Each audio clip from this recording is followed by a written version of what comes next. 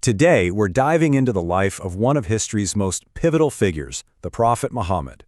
We're going to be using a concise biography by Sheikh Haytham ibn Muhammad Sarhan as our guide to trace the timeline of a life that literally shaped a global faith. Let's get into it. And that's the big question, isn't it? The source we're looking at really tries to answer that. It goes way beyond just a dry historical account to paint this incredibly vivid picture of his family, his character, and all the defining moments of his life and his mission. So, we're going to follow the arc of his life just as it's laid out in the text. We'll start with his early days in Makkah, journey through the creation of a new community in Medina, and follow it all the way to the end to understand his lasting legacy. All right, so where does our biography kick things off? Well, it starts with the fundamentals, really establishing his identity. And we're not just talking about who he was, but what defined him, from his family line right down to the very names people called him. The biography really zooms in on his ancestry, tracing it back through the powerful Quraysh tribe. And the source presents this as being super significant, making the point that divine messengers are typically chosen from the most respected family lines of their people. Now, this is really interesting. His names weren't just labels. The source says they were literally descriptions of his character. Muhammad, his most famous name, means the one who is praised.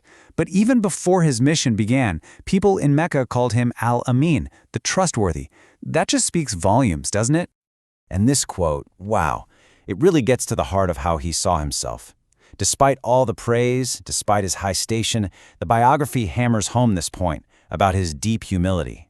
He saw himself first and foremost as a servant and a messenger. Okay, so after setting the stage with his character, the story takes a huge turn. Right around the age of 40, this profound transformation starts to happen, and it marks the very beginning of his prophetic call. The book really sets the scene here. It describes how, just before everything changed, Muhammad started seeking out solitude. He'd go to this cave outside Makkah to worship and reflect, and this whole period is framed as the prelude to his divine mission. So, the divine revelation itself, it wasn't just a one-and-done thing. According to the text, it came in all these different ways. It actually started as true dreams that were as clear as daylight. And get this, the source says the most intense and difficult of all these forms was like the ringing of a bell. It was apparently so physically draining that sweat would be pouring from his forehead even on a cold day. But, a message this big, it doesn't come without pushback. And that's exactly what happened next. The biography dives into 13 long years in Makkah, a time that was really defined by fierce resistance and some pretty intense persecution. And we're not talking about simple disagreements here. The source describes a full-on campaign of disinformation, spreading rumors to try and discredit him. And it quickly escalated, from public mockery to actual physical harm, and even the systematic torture of his most vulnerable followers. As things got worse and worse, the text details a really crucial decision. The prophet told a group of his followers to go seek refuge in Abyssinia, what we know as Ethiopia today, because it was a land ruled by a just Christian king. This journey was actually the very first migration, or hijra, in Islamic history. So if you look at this whole Mecca period, the one word that really comes to mind is resilience. This timeline shows you the key moments, the beginning of the revelation, the conversion of powerful figures like his uncle Hamza and Umar, which really strengthened the early community, a period of intense grief called the Year of Sorrow after he lost his protector uncle and his beloved wife, and then finally, that huge, momentous migration to Medina. And that migration, the hijra, that was the real game changer. The entire story shifts on its axis here.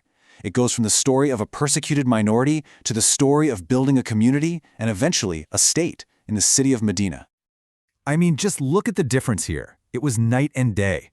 In Makkah, the focus was on patience, and for the first 3 years, the call to the faith was done in secret. But in Medina, they became leaders of a new society. The source points out that it was here that they were given permission to defend themselves, and the first thing they did, they built a central mosque, the real heart of their new community.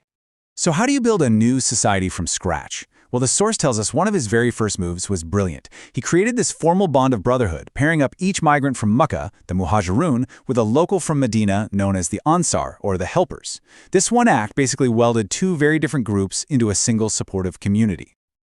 But of course, building this new community wasn't easy. They were immediately up against some serious threats.